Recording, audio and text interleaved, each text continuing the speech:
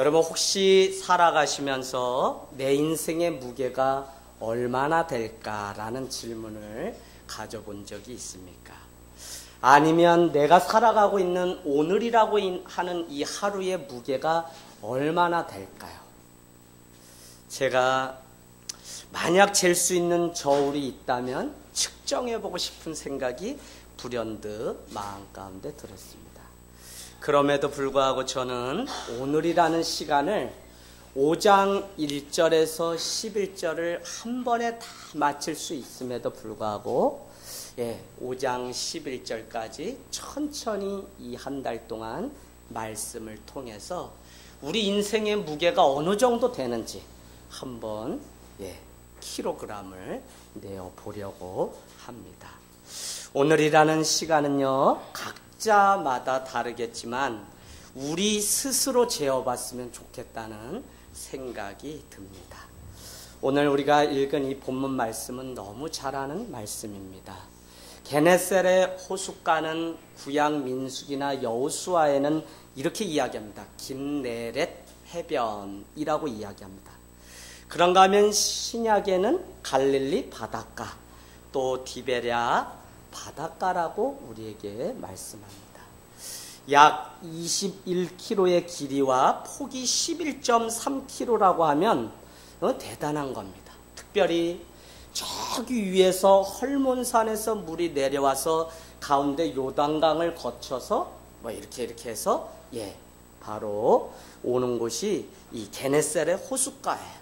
그래서 그것이 결국은 저기 아래 사해 바다까지 가는데 사해는 물을 바다만 놓고 흘러보내지 않기 때문에 죽은 바다다, 썩은 물이다 라고 우리는 이야기를 합니다. 그런가 하면 헐몬산이라고 하는 가장 위에 있는 플로잉 워터라고 하는 것은 흘러보내다 라고 하는 의미가 있기 때문에 그곳에서는 샘이 계속 흘러서 저 사해까지 가는데, 문제는 사해는 받아놓고 그것을 세상 가운데 보내는 게 아니라 자기 안에 가지고 있다가 다 물이 썩는다는 거예요.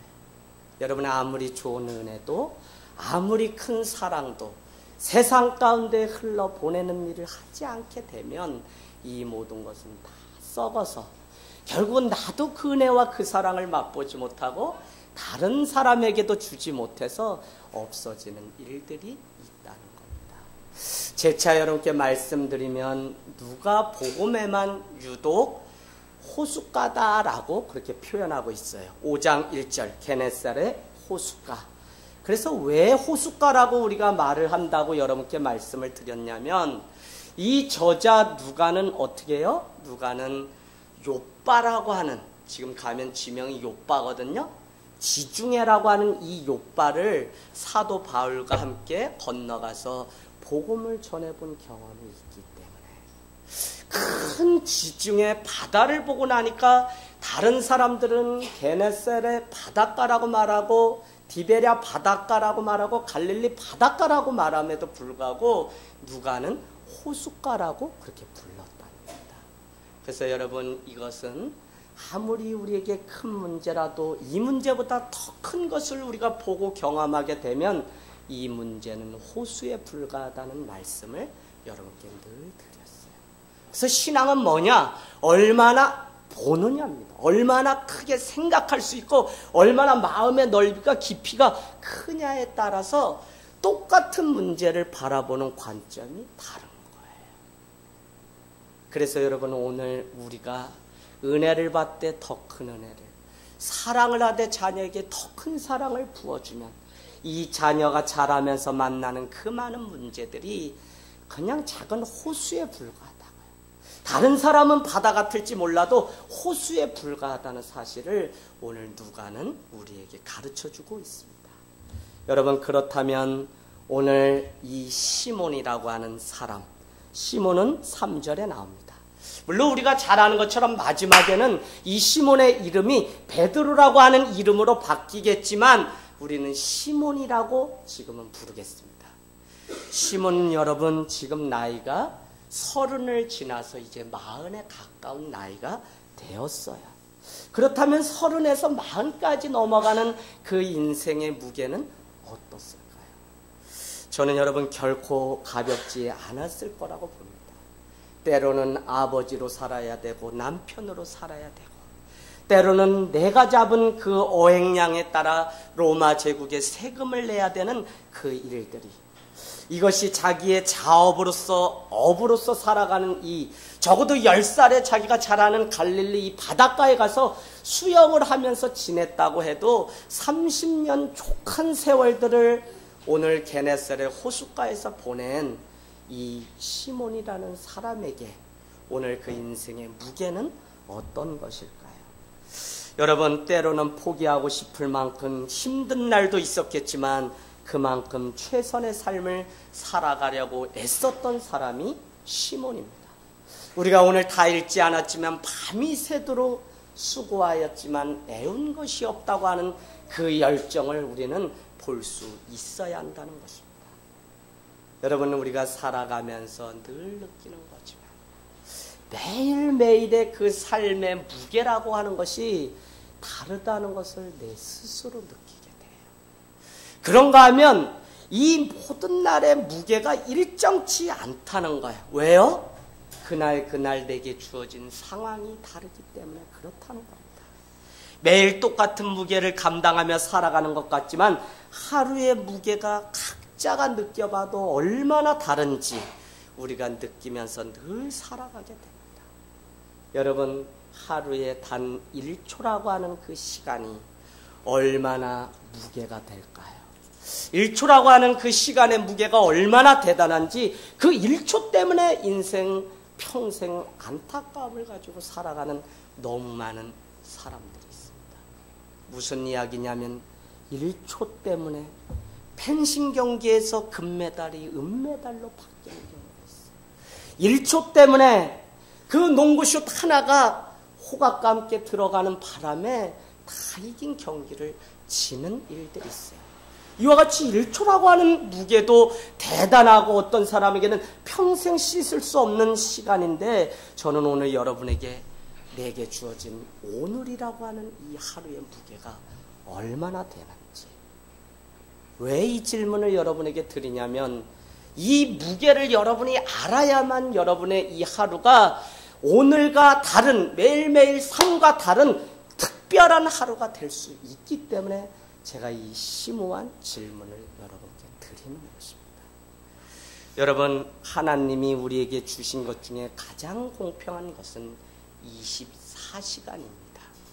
누구든지 24시간 안에서 살게 되어 있어요.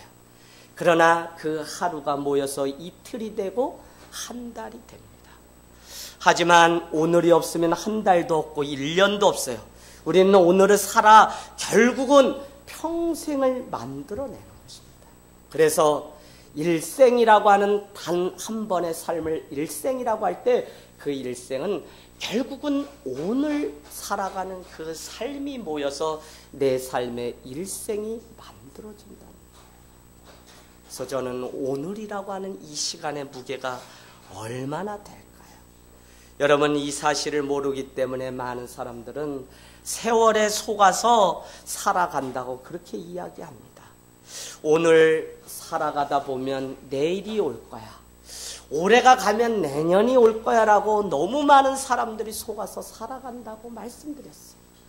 그러나 우리에게는 신앙적으로 볼 때 오늘이라고 하는 시간만 있을 뿐 내일은 하나님의 시간이라는 사실을 선물로 주셔야 얻을 수 있는 시간이라는 것을 오늘 순종하지 않고 내일 순종할 수 없고요. 오늘 예배할 수 없고 내일 예배할 수 없습니다.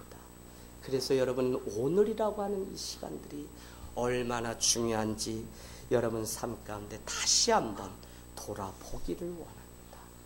우리가 땅에서도 하늘을 품고 사는, 궁극적으로는 구원을 향해, 미래를 향해 나아가고 있지만 그 구원조차도 오늘 시작되어야만 그 구원이 완성되는 것이지 어느 날 그냥 내 마음대로 살다가 그냥 죽으니까 천국이 딱 열리는 그런 나라가 아니라는 것입니다.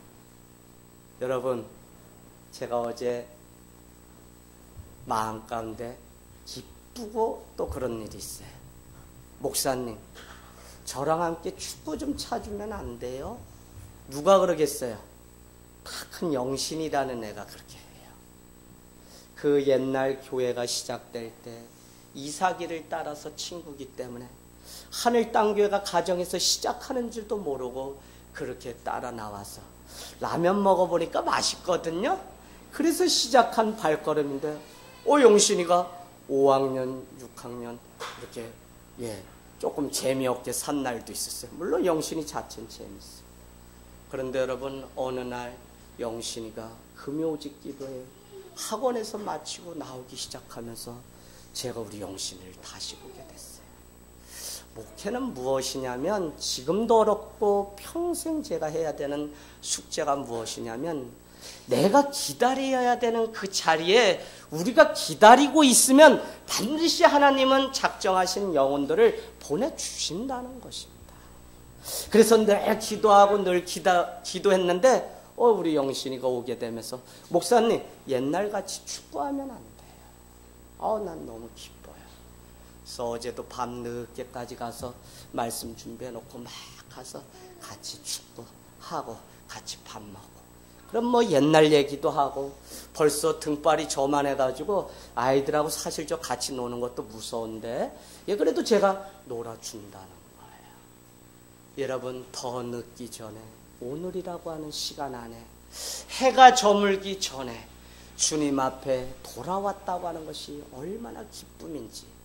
목회자의 삶은 사실 새로운 영혼이 오는 것도 너무 기쁘지만 길을 잃고 방황하던 영혼이 하나님의 자리로 와서 자기 자리를 지키는 이것이야말로 얼마나 큰 기쁨인지 모른다는 사실입니다. 우리 옆에 분한테 한번 사랑의 인사할 때 잘 오셨습니다 이렇게 한번 좀 해주세요. 안마도 해주시고요. 잘 오셨습니다. 잘 오셨습니다. 잘 오셨습니다. 잘 오셨습니다. 여러분 그래서 오늘이라는 시간을 무시하고 그냥 살아가기에는 너무 많은 것을 잃고 사는 것은 아닐까요? 정말 나를 사랑하고 내 인생을 사랑한다면 우리는 더더욱 오늘이라는 시간의 소중함을 알아야 된다는 것입니다. 오늘 시몬도 어제 같은 오늘을 살아간 것 같지만 오늘 특별한 그 인생의 하루를 맞이하고 있다는 것입니다. 오늘 여러분 30년 목수로 살았던 예수님이 오늘 30년 어부로 살았던 시몬의 인생 가운데 찾아와 만나주셨다는 것입니다. 그 만남이 있기까지 각자가 하루하루 살아왔겠지만 오늘 이 만남은 그의 인생 가운데 너무나 특별한 하루라는 거예요. 여러분 매일 살아가는 날이 똑같은 것 같죠? 전혀 똑같지 않아요. 아니스트 트롤치가 이야기했던 것처럼 인간은 인생의 의미를 찾아가는 존재입니다 라는 것. 신앙의 발달 이론을 썼던 제임스 파울러가 신앙을 6단계로 내었어요. 사람들은 이야기합니다. 어떻게 신앙을 단계별로 그렇게 해서 이 사람 1단계 믿음, 2단계 믿음 이렇게 할 수 있을까? 그럼에도 불구하고 대학 교수였던 파울러 교수는 신앙의 그 단계들을 사회과학적으로 접근해서 이렇게 하려고 했어요. 그 서문에 나오는 아니스트 트롤치의 그 말이 무엇이냐? 인간은 인생은 의미를 찾아가는 존재입니다. 매일 똑같은 날이지만 내가 그 시간에 내가 그 1초에 인생의 의미를 부여하게 되면 그 만남의 인생의 의미를 부여하게 되면 내가 오늘 가정을 이루고 만나가는 이 삶의 의미를 부여하게 되면 어제와 똑같은 오늘일 수가 없다는 사실을 여러분 진지하게 한번 고민해 보셔야 됩니다. 신앙은 여러분 결국 오늘 목회 서신과 같이 자기의 삶의 걸음을 뒤돌아보고 주님의 자리로 나와서 주님 앞에 내게 주어진 이 하루가 무엇인지를 묻는 질문에서부터 진지한 신앙이 시작됩니다. 이것이 되지 않으면 결국은 24시간 많은 시간을 세상 어떻게 살아가는지 모른 채 그렇게 이 하루를 살아가요. 그것이 쌓이게 되면 대화가 단절되고 소통이 단절돼서 결국은 뭐라고 이야기하냐면 바빠서 내가 자녀와 바빠서 내가 아내와 남편과 대화 못했다고 하지만 그것이 얼마나 비참한 변명에 불과한지 여러분 자신이 깨닫게 됩니다. 제가 여러분 많은 가정의 아픔들 상담하고 이렇게 하지만 다 무엇이었기 때문에 오늘이라고 하는 이 하루의 무게를 정확히 모르고 살기 때문에 그래요. 젊은이가 왜 방황을 하냐? 내게 주어진 이 오늘이 너무 당연한 시간들로 여기면서 살아가기 때문에 그 삶에 오늘은 특별한 날이 되지 못하는 것입니다. 여러분, 시몬에게 오늘은 어떤 날일까요? 고기잡이가 항상 만선일 순 없지만 말 그대로 빈 배로 돌아오는 날입니다. 시장에 내다 팔 것도 없고 먹을 것도 없는 날입니다. 벌써 30년째 고기잡이를 해온 경력자로서는 어쩌면 수치스러운 날이에요. 왜요? 어이 시몬, 오늘 고기 많이 잡았는가? 아무 말도 할 수 없어요. 자기를 쳐다보는 이웃에 많은 사람들이 있었을 것입니다. 그래서 우리가 이 말씀 한 절 한 절에 여러분은 무엇을 볼 수 있어야 되냐면 상상력의 나래를 펼 수 있어야 돼요. 이 많은 3절 안에 얼마나 많아요. 제가 오늘 여러분에게 내러티브, 이야기식으로 말씀을 하는 이유는 새로 오신 교우들이 설교를 어려워할까봐 제가 쉽게 풀어서 합니다. 그래서 여러분이 자칫 잘못하면 이걸 무슨 소설을 듣는 것처럼 생각하시면 여러분이 크게 오해하십니다. 저는 쉽게 하는 대신 깊이 있게 여러분에게 질문 한 가지를 던지고 오늘 설교를 마치려고 합니다. 그것 중에 하나가 무엇이냐? 여러분에게 주어진 오늘, 아니 내 인생의 무게가 얼마나 되는지 점검하면서 살았는지를 여러분에게 질문하고 있는 것입니다. 여러분, 그냥 던져도 잡히는 고기 아니겠어요? 그런데 왜 오늘은 한 마리도 잡지 못했냐는 거예요. 원인을 알 수 없기에 재수가 없다거나 자기의 준비가 미흡하다거나 아니면 자책감이 밀려와서 그렇게 지금 이 새벽 빈 그물을 씻고 빈배 위에 있는지도 모릅니다. 그럴 때 우리는 장비를 탓하거나 아니면 다 누군가가 잡아갔기 때문에 남을 탓하면서 하려고 하는 인간의 죄된 본능이 우리 안에 다 있기 마련이에요. 내 잘못으로 정확히 봐야 되는데 누구 때문에 그렇다는 거예요. 이런 많은 상담을 해보면 그 문제가 왜 해결되지 않냐면 왜 신앙을 가지고 살면서도 왜 이 사람이 예전 그 믿음에서 벗어나지 못하냐면 여전히 자기 자신의 그 존재됨을 보지 못한 채 다른 사람만 잘못이라고 말하기 때문에 자기 삶의 변화가 전혀 없어요. 여러분이 이렇게 말하는 것 자체가 얼마나 비겁한 변명인지 아셔야 된다고요. 특별히 신앙인이라면. 아니 오늘이 다르고 내일이 다르고 신앙이 날마다 신앙, 살아있는 믿음이라는 뜻입니다. 그러면 날마다 우리의 신앙이 점점 더 살아있다면 열매가 보여야 되는데 언제까지 우리의 믿음은 계속 퇴보해서 겨우 이 믿음 하나님 앞에 예배한다고 하면서 아직도 내 감정 가지고 그대로 주님 앞에 나와서 예배를 드리는 건지 마는 건지도 구분 못하면 여러분 우리 신앙 잘못된 거예요. 여러분 하나님께 예배하기로 해요. 오늘은요 왜 중요하냐면 니에미야 8장 10절로 가보세요. 10장 8절인가 오늘은 주의 날이라 성일이라 뭐라 그래? 여호와를 기뻐하는 것이 우리의 능력이라. 언제? 주의 성일날. 이 주일날 우리식으로 말하면 오늘은 여호와를 기뻐하는 날입니다. 우리가 기뻐하는 날이 아니라 여호와를 기쁘게 하는 그것이 결국은 내 삶을 기쁘게 하는 것이라고요.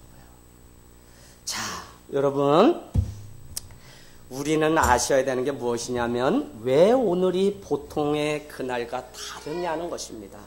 오늘은 특별한 날이기 때문에 그래요. 왜 그래요? 우리의 인생이란 준비가 철저하고 성실하고 내가 큰 기대를 가졌다고 해서 잘 풀리는 것이 아닙니다. 여러분 오해하시면 안 돼요. 예수 믿으면 잘 돼요. 물론 맞아요. 삶의 질서가 잡히기 때문에 우리가 뭘 드린다, 지킨다고 하는 것은 이제 내 삶의 질서가 잡히는 거예요. 전 존재론적으로 지금 설명하는 거예요.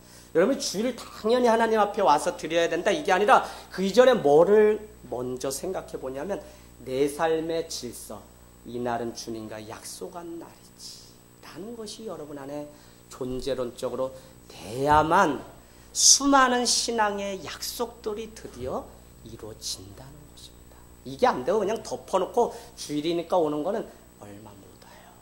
또 예배를 드려도 진정으로 주님 앞에 우리가 예배하지 못해요. 제가 오늘 이런 설교를 하는 것은 제가 문학도 하고 철학도 하면서 사실은 더 인문학에 관심 가지고 우리가 정말 존재론적으로 우리 존재를 좀 봐야만 거기서부터 신앙의 포인트가 접점이 시작되기 때문에 맹목적으로 덮어놓고 무슨 말씀 암송하십시오, 예배 드리십시오 이러고 싶지 않아서 제가 다시 한번 세교를 대하는 마음으로 말씀을 여러분과 같이 시작해보려고 하는 거예요. 저에게는 엄청난 용기를 내는 거예요. 자, 여러분 이것이 오늘 하루의 운수 없는 날이라고 치부하면 좋은데 계속해서 우리 인생에 긴 터널이 찾아오고 심각한 인생의 무게가 계속 눌린 바 돼요. 그래서 신앙생활을 하면 우리가 무슨 사역을 하고 먼저 이게 아니라 제가 늘 그러잖아요. 하늘 땅 교회 오면 먼저 여러분이 주님과 사귐과 누림이 되십시오. 목사님 일 좀 시켜주세요. 일 좀. 아니 그거 하지 마시고요. 그동안 많은 사역했으면 이제 여러분이 먼저 하나님과 사귐과 누림 예배가 되면 그 다음에 시키지 않아도 자발적으로 뭐가 돼요? 사역이 이루어진다고요. 그러니까 여러분의 일하라고 주님이 부른 게 아니라 마가복음 3장에 보면 함께 있게 하려고 우리를 불렀다는 사실을 여러분 놓치면 안 돼요. 그 함께가 뭐예요? 주님과 그냥 희희낭낭 사귀고 누리는 삶. 여러분 저는 이게 너무 중요한 것 같아요. 신앙생활 하다 보면 나도 모르게 어느 날 은혜가 떨어지면 계속 의무감으로 이 신앙생활을 하게 되는데 그거를 여러분 빨리 탈피할 수 있는 능력이 우리 안에 있어야 돼요. 자, 그러면 여러분 오늘 우리에게도 인생의 밤이 이렇게 계속 찾아옵니다. 그래서 여러분 날마다 좋아야 되는데 좋지 않을 때도 있어요. 왜? 예수 믿었는데 하나님의 뜻이 그 안에 있기 때문에 우리 인생에도 실패도 낭망도 낙담도 찾아올 수 있다고요. 그럼 큰 전제는 뭐냐? 예수 믿으면 영혼이 잘 되고 범사가 잘 된다. That's okay.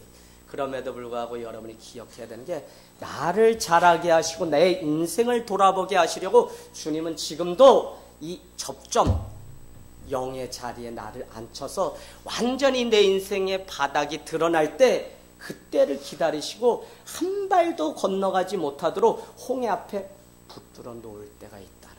그때 우리는 뭘 해야 되냐? 주님 앞에 오늘 나와야 된다. 오늘. 막 바빠서 힘들잖아요, 여러분. 막 그런데 문제가 2중, 3중으로 막 엉키는 게 사실이에요. 그때 뭐 해야 되냐? 주님 앞에 나오셔야 된다. 언제? 오늘. 더 미루면 큰일 난다는 거예요. 자, 여러분. 현대인들의 문제는 이거예요. 현대를 살아가는 그리스도인들은 바로 이 긴 터널이 계속 우리에게 인생의 밤이 다가오는데 이제는 너무 익숙한 탓인지 인생의 마지막 밤이 찾아오는 그때가 있음에도 불구하고 어떻게 하냐? 조급해지는 마음조차도 이제는 다 잃어버리고 나는 그냥 이렇게 살다가 이렇게 그냥 오는 날 이 정도로 주님 앞에 살아가고 있다.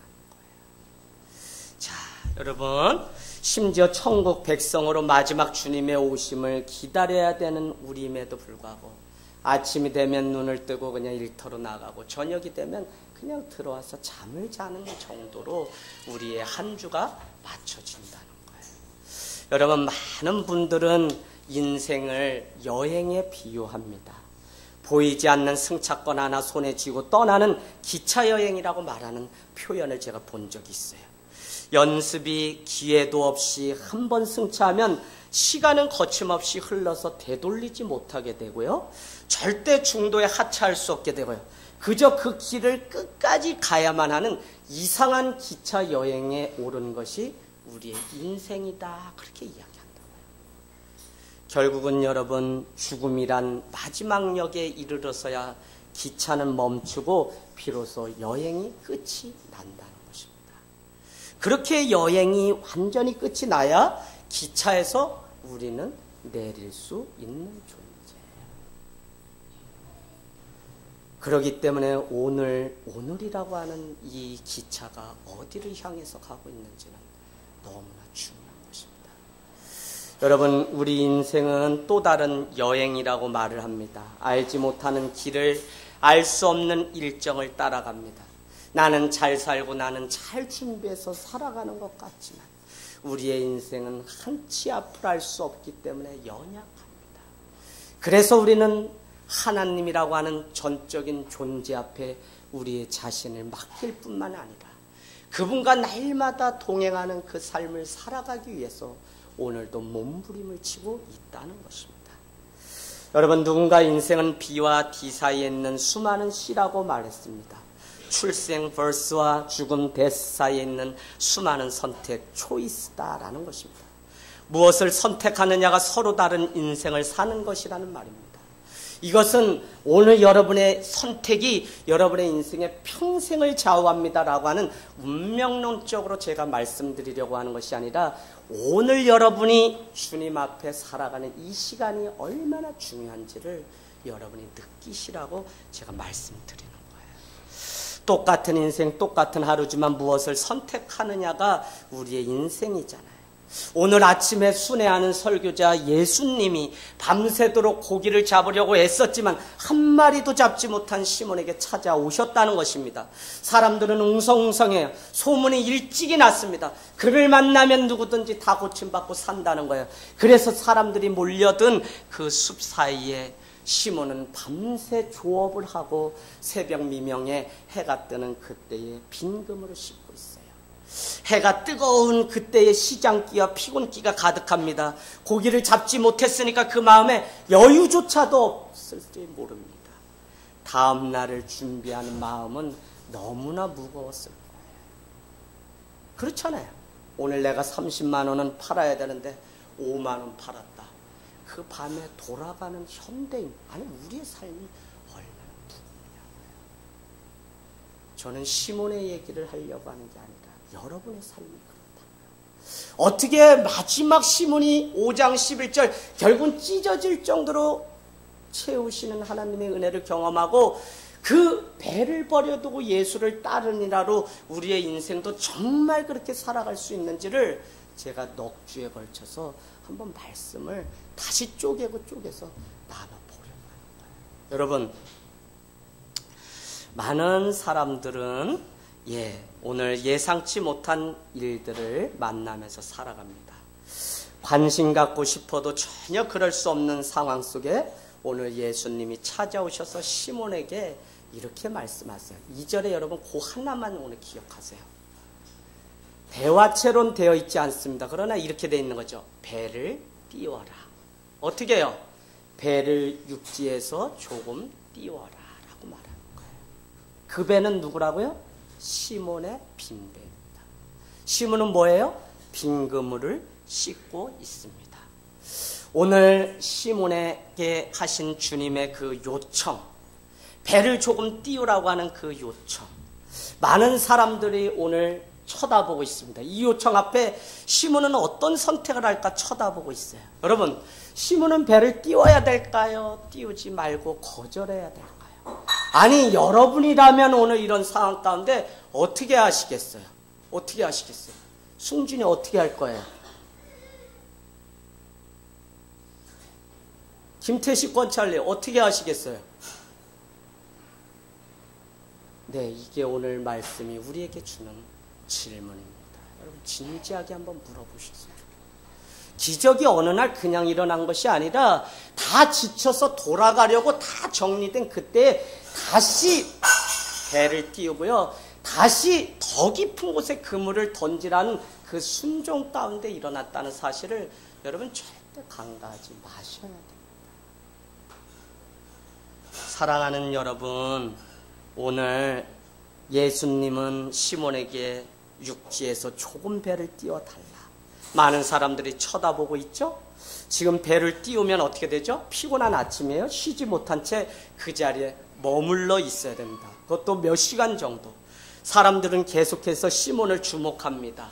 물론 여러분, 시몬을 주목한 것이 아니라 예수님을 주목한 것입니다. 그럼에도 불구하고 많은 사람과 교회가 착각을 하고 있습니다.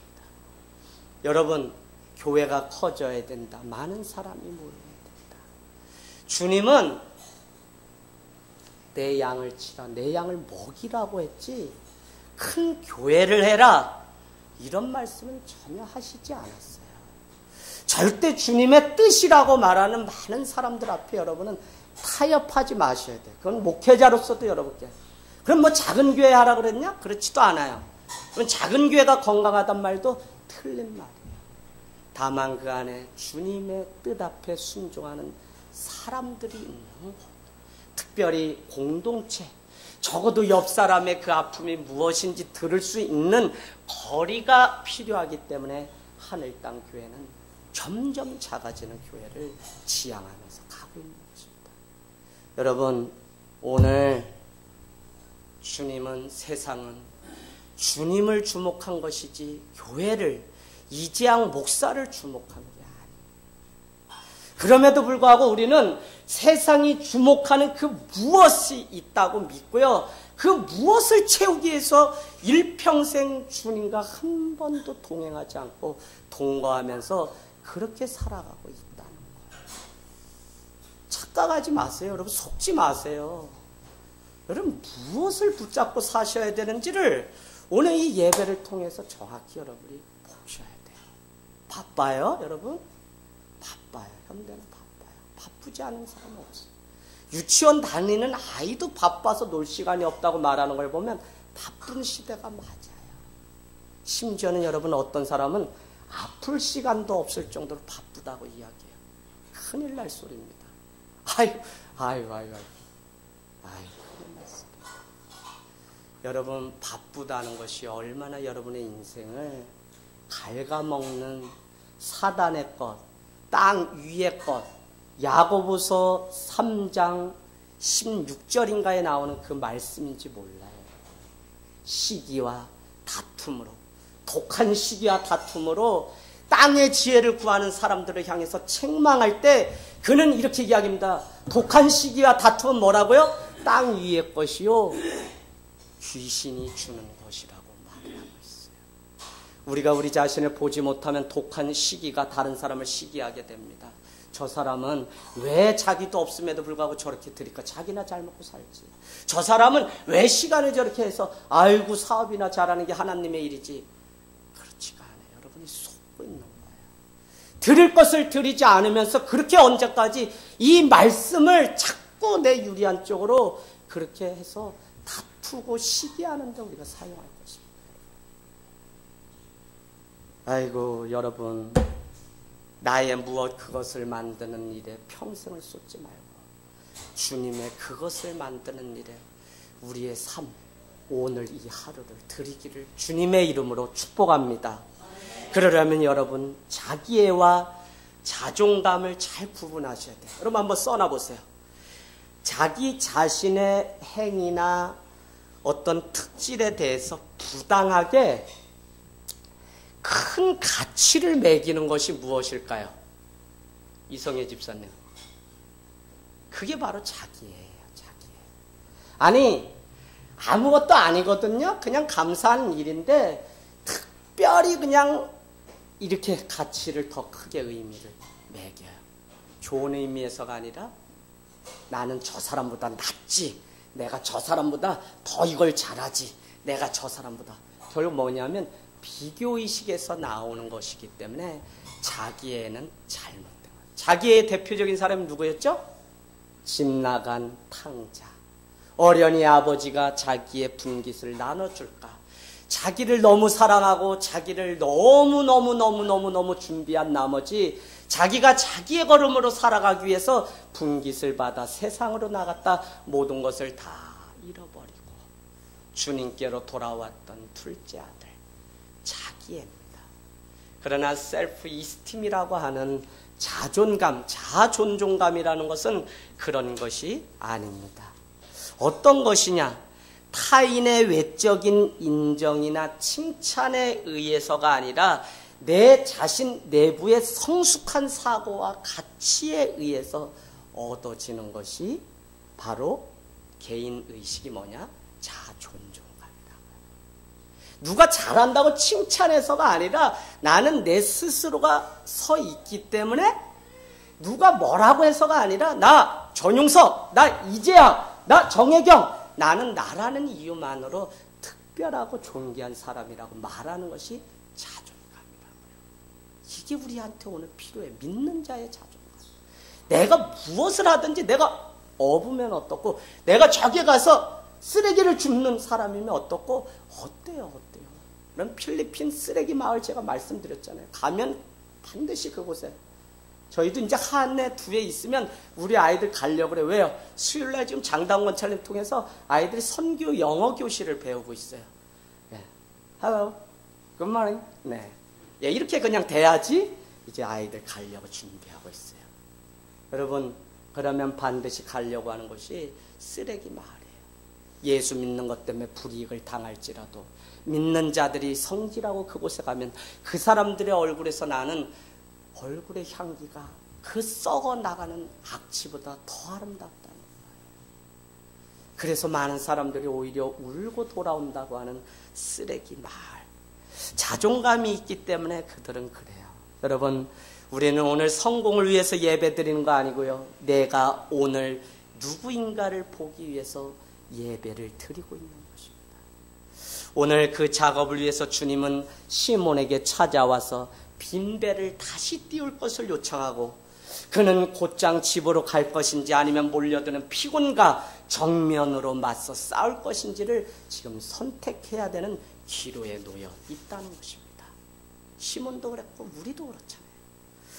여러분, 셀프 이스팀 안에는 또 우리가 사용하는 좋지 않은 말 중에 자괴감이라는 게 있어요.